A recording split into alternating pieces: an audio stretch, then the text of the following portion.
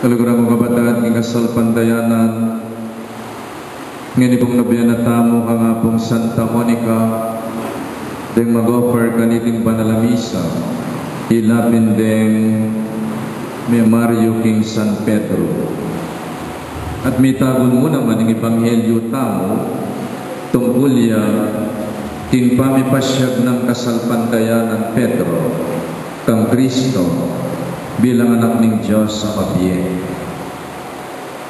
As na po ka wala ka rin sanglaran, ampo ka rin paliparan o airport, ing meto nga lighthouse.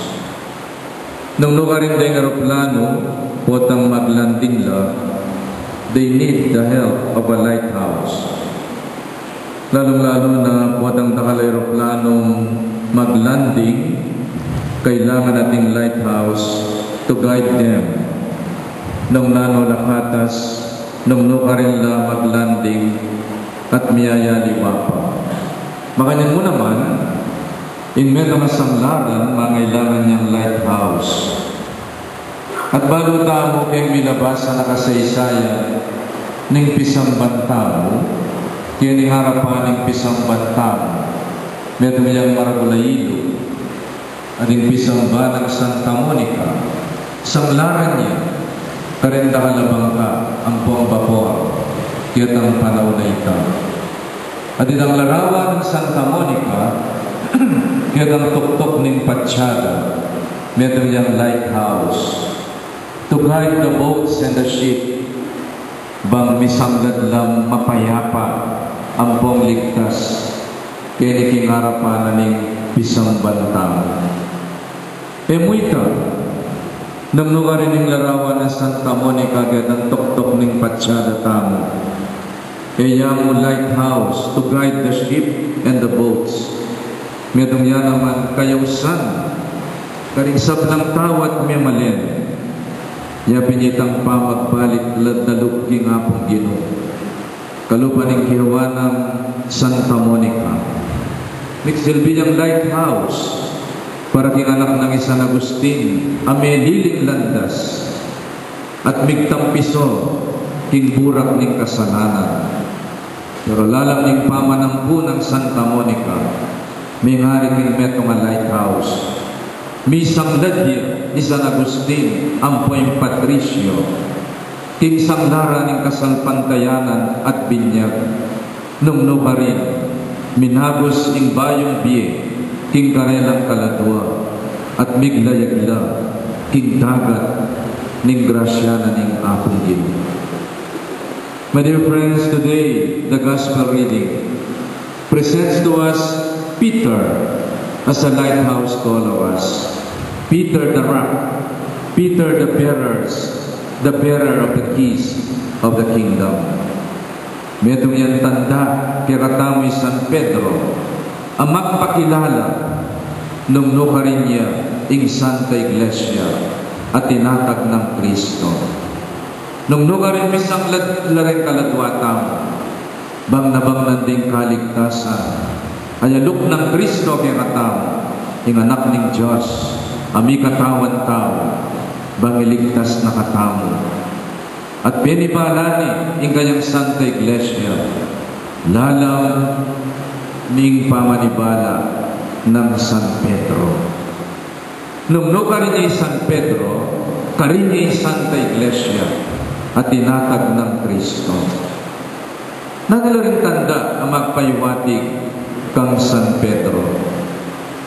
Bali po ating may mga discovery, kaya naging katamong pisamban that everybody should know.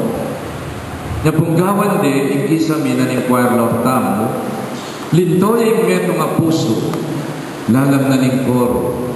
Kaya ang kisto na ng art, asusuporta ng koro, lintoy yung pusong makabaligtad, which is actually a spade, lungno ka rin makatarak yan, in metong apana. Malwat na panahon, manibad July ang ganang ini, maging palaisipan niya kanako, nung naming kabaldugan, nitang pusong makabaligtad, a spade, nung nukarin atin metong apanang makasaksak. Nabingi po I was browsing the Google at tinapay agad ang search box, the symbols of Santa Monica. Bali po, may kilabot po. Pepatone ng Google, ng computer, the simbolo ng Santa Monica. It is a spade with an arrow. So, may pakibatan ni. Nung nari kabaldugan na niting tanda, kaya lalang na ning koro tamo, ito nga pusong makabaliktad, a spade with an arrow. It is the symbol of Santa Monica. So be it. Itang pusong makabaliktad ay ating pana, lalang na ning koro, kaya itang kisto na ning arko. It is the heart of Santa Monica. It is the symbol of Santa Monica. Nga nung pantunan mi, ing pisamba ng Santa Monica, we can pinpoint to that heart. Nung nuka rin, itang pusong makabaligtad, spade with an arrow is the heart and the symbol of Santa Monica. Namin tanda ng Pedro, Peter is the rock, and on this rock, I will build my church. Bali po ka rin king Roma, ikide ingkot puta ng Pedro.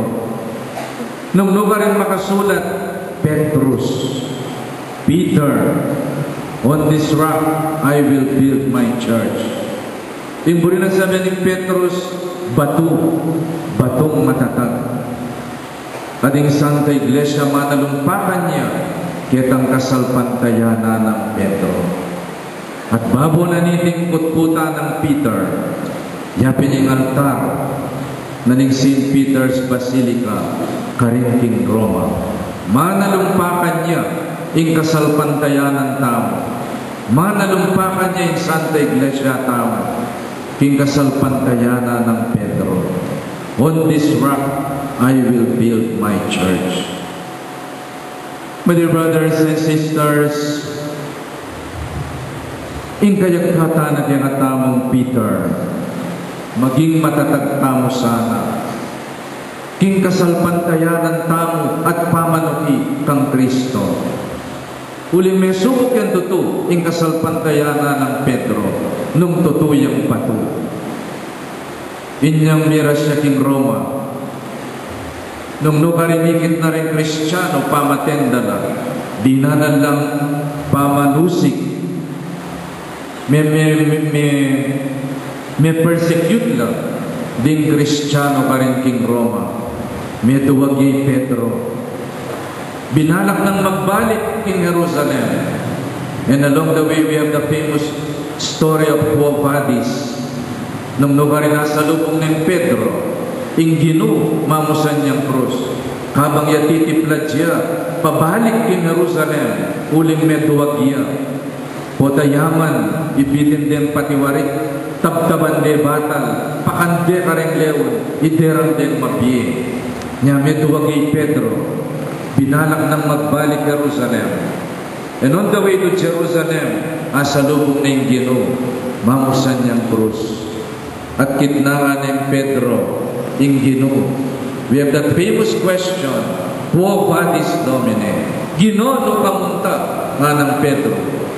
At yung pekibat na ng Gino, I'm going back to Rome to be crucified a second time.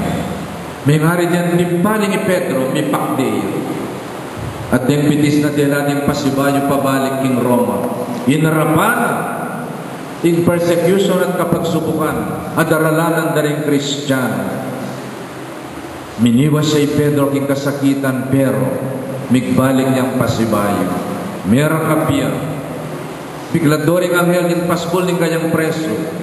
Naging malayaya ang ganang kitang Pedro yaman mi papo yaking krus. Pero peki sabi ng maya karetang mi papapo kayaking krus ibaligtad de king pangapapo na. Huling ang karapat dapat mati kalupan na ng Ginoo makatalakad makapapo king krus. Yape pabaligtad siya. Isang Monica dinala niyang dakalakasakitan. May kadating puntong matitikal ni ang gapakapilan ginong mga lingwan. habang yamak salbat siya at maglambiti niya king krus na ning Ginoo. Pero meging matatagya naman i Santa Monica. Ang gana kitang mi panusignan niya king kayang kayadwanan. Migbalik yado i San Agustin. Migbayo yado ing asawa ng Patricio. At abaliktad ni panugali ing katakyaran ng katuangan. Huyan ing kasalpandayana ng Santa Monica.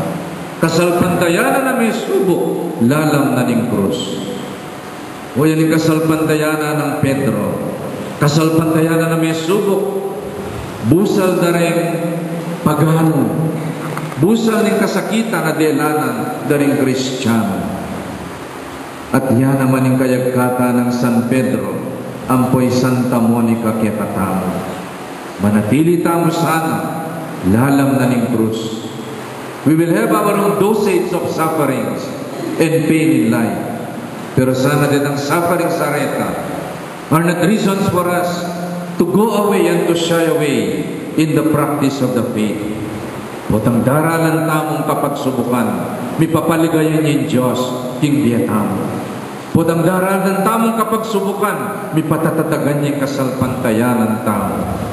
Botang daralan tamong kapagsubukan, kalupan ng delana ng Santa Monica ampoy San Pedro, titingkad siya, sala, ing kasalpantayanan tamo. So, tamo kang San Pedro, at kaniting nobena tamo kang hapon Santa Monica. Ing maging matatagtamo sana, king pamanalakaran tamo, king kekatamong kasalpantayanan. It took 397 years para madeklaraya ing pisamba ng Santa Monica as a national cultural treasure. Metong yang national cultural treasure, kayamanan ng lahi, pamana ng lahi. Pero more than that, a cultural treasure. Iningkiratamong pisamban sana, maging larawan at simbolo ning malagu at matatagakasalpantayanan dareng tao minalin.